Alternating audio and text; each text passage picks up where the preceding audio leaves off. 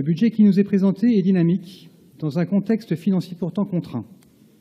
En effet, les hausses de recettes sont significatives, notamment en matière de versement transport, de recettes de stationnement ou de recettes publicitaires.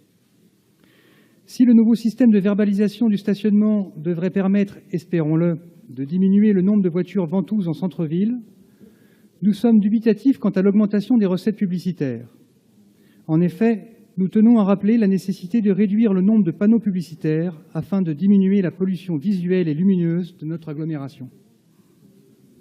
Cette année, nous constatons également un changement unilatéral des règles de contractualisation avec l'État qui plafonne maintenant l'évolution de nos dépenses dans la limite de 1,2% chaque année. Pourtant, dans le même temps, l'État nous oblige à augmenter de 2,5 millions notre participation au budget de l'habitat pour faire face notamment à la diminution des APL, soit une augmentation de 11,4%. L'État prescripteur, mais pas payeur, demande aux collectivités de maîtriser leurs dépenses, d'équilibrer leurs comptes quand il adopte pour lui-même un budget 2018 avec 80 milliards de déficit. On ne peut se satisfaire d'un « faites ce que je dis, pas de ce que je fais ». Ce budget comporte un niveau élevé d'actions qui contribueront, dans le respect de nos engagements de mandat, à renforcer la cohésion de notre territoire. Si notre degré d'exigence est fort pour offrir à tous un service public de qualité, nous devons également veiller au maintien de la qualité de vie au travail de nos agents, de plus en plus sollicités, qu'ils soient dans les services centraux ou dans les pôles en lien avec les habitants ou les acteurs de notre territoire. Cette sursollicitation a des limites et ne peut se faire sans engager une réflexion sur les besoins en personnel additionnel. Chers collègues, nous venons d'achever un temps de grand débat sur la transition énergétique mobilisant plus de 50 000 de nos concitoyens, et Julie Lahernouz nous a présenté précédemment les feuilles de route pour une transition énergétique et un plan climat-air-énergie territorial ambitieux.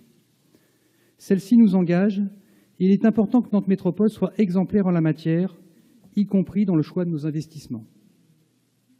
Avec 358 millions d'investissements en 2018, notre métropole dispose d'un budget dynamique pour soutenir la transition écologique et l'amélioration de la qualité de vie de tous dans un souci d'égalité et de solidarité. Il nous faut accompagner et prévoir les déplacements dans l'agglomération en tenant compte des besoins de désenclavement, de l'impératif climatique, de la préservation de la qualité de l'air, pour une meilleure santé pour tous. Ceci implique d'opérer de vrais changements dans nos modes de déplacement, de décongestionner certains morceaux de notre territoire, et en cela, l'accélération de la liaison ligne 1, ligne 2 du tramway serait significative. Nous saluons également l'annonce de la mise en place en 2018 pour les agents de notre métropole de l'indemnité kilométrique vélo, demandée de longue date par les élus écologistes et citoyens. Si notre budget 2018 affiche clairement notre soutien aux partenaires économiques, à travers notamment le versement attribué à l'agence Nantes-Saint-Nazaire Développement, soit 2,75 millions d'euros, qui a certes permis de soutenir 75 entreprises et de soutenir la création de 1000 emplois, notre évaluation doit être plus précise pour que nos soutiens aillent aussi vers les artisans, les petits commerces, l'économie sociale et solidaire, soit l'économie du lien et de la proximité. Nous devons promouvoir un nouveau modèle de développement qui accélère la transformation de notre économie et qui ne soit pas seulement rivé sur l'attractivité. Nantes Métropole doit contribuer à une plus grande coopération entre les territoires de notre aire urbaine, mais aussi en cohérence avec nos territoires voisins. Fort de nos capacités financières, nous devons aussi soutenir à sa juste hauteur notre riche tissu associatif.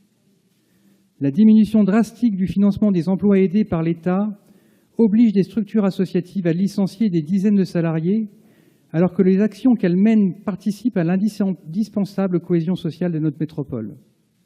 Je pense notamment à la situation des ressourceries, maillon indispensable pour la réduction et le tri des déchets, mais aussi la réparation et le réemploi de matériel concourant à la lutte contre le gaspillage et l'obsolescence programmée.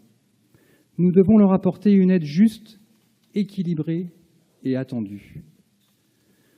Enfin, notre solidarité doit nous permettre de mettre davantage à l'abri les populations migrantes présentes sur notre agglomération. À ce titre, continuons de répertorier les locaux de notre métropole en mutation ou voués à la démolition à moyen terme, afin de proposer des baux précaires aux associations compétentes et reconnues pour leur action auprès des hommes, des femmes et des enfants qui arrivent sur l'agglomération nantaise. Nous avons déjà avancé, mais nous devons intensifier nos efforts. Je vous remercie pour votre attention.